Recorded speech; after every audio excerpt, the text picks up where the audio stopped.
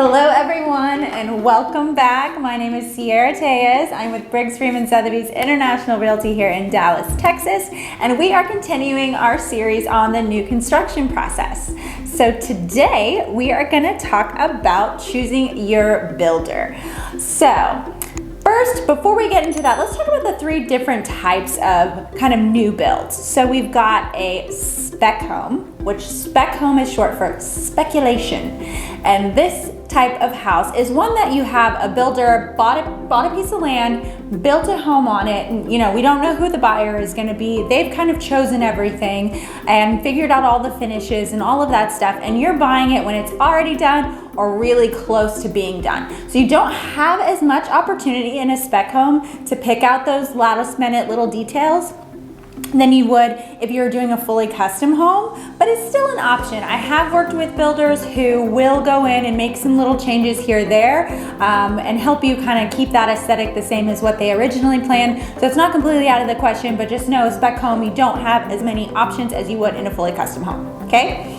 So another type of new construction home is a tract home or a production home. And I know there's a lot of you are familiar with this. This is when we've got like a master plan community. Everything's being built kind of at the same time or in the same phase, and they're just one builder. And a lot of these master plan communities maybe have 2 or 3 different builders, but that specific builder is kind of choosing the exact same finishes. They only have a hand select of floor plans, and you really don't have so many options to choose from because they've kind of figured all that out, what they're going to offer. You do have some choices to customize there, but it is going to come with an upgrade fee when you kind of go outside of what the builder has already chosen. Okay, last but not least, we have a custom home. So a custom home is when you are going out, you're finding that piece of property, you're finding that land, and then you're interviewing different architects, you're interviewing different builders, and you're picking everything. So like I said, you've got an architect who's designing the floor plan. It can be anything that you can dream up, and you can also work with interior designers to kind of pick those finishes, have that whole vision come to life. So those are our 3 types of new construction homes. Now, another thing to consider is, what do you need to know when you're choosing your neighborhood? So we've talked about a little bit about what you want to know about your builder, but what about the neighborhood? So if you are looking at a master plan community, find out if that community will allow you to bring in your own builder, or if they're restricted to just this one builder or a few builders that they already have selected.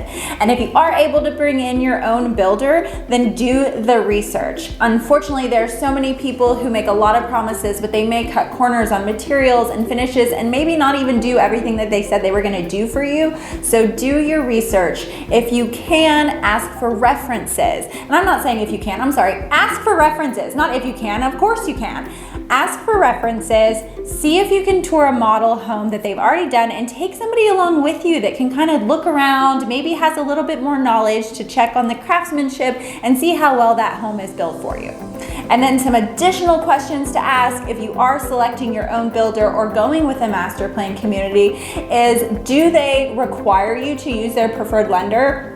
You're going to go to some of these communities and you'll see that they say, if you use lender XYZ, they can give you some sort of closing cost incentives, things like that. And that's all well and good, but make sure that you know that this is a separate lender that they're referring you to, or are they under the same umbrella? Is their company the same? Is this lender the same as the builder? And if so, I would really highly recommend that you have the contract looked over by an attorney, just to make sure you have a third set of eyes on it, an impartial party who's making sure that everything looks right in that contract. Another thing to ask your builder is, you want to see if you can see a copy of the builder's contract. You may have bought houses before and say, oh, I know what the contract looks like. I bought plenty of houses. Well, builders use a little bit of a different contract. It's got different timelines in there, kind of when things are going to be completed or when payment needs to be received for XYZ. So try to see that contract ahead of time, and also work with your realtor to go ahead and look through that for you as well. Another question to make sure you ask is, what is the timeline for completion? We've talked about it before. This can be anywhere from, depending on a tract home or a custom home, it could be 3 months, it could be 12 months, but just make sure you know what that time frame is, and make sure this builder that you're choosing has good communication.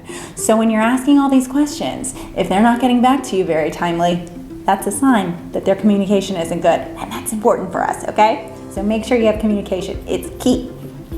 And lastly, but not least, ask if you can choose your own features. So if there are some appliances or brands of products that they're using, again for appliances that you maybe wanted to try a different one, ask if you can use your own, if you can bring in your own appliances. Like let's say they have a Maytag refrigerator and you really want a Sony refrigerator.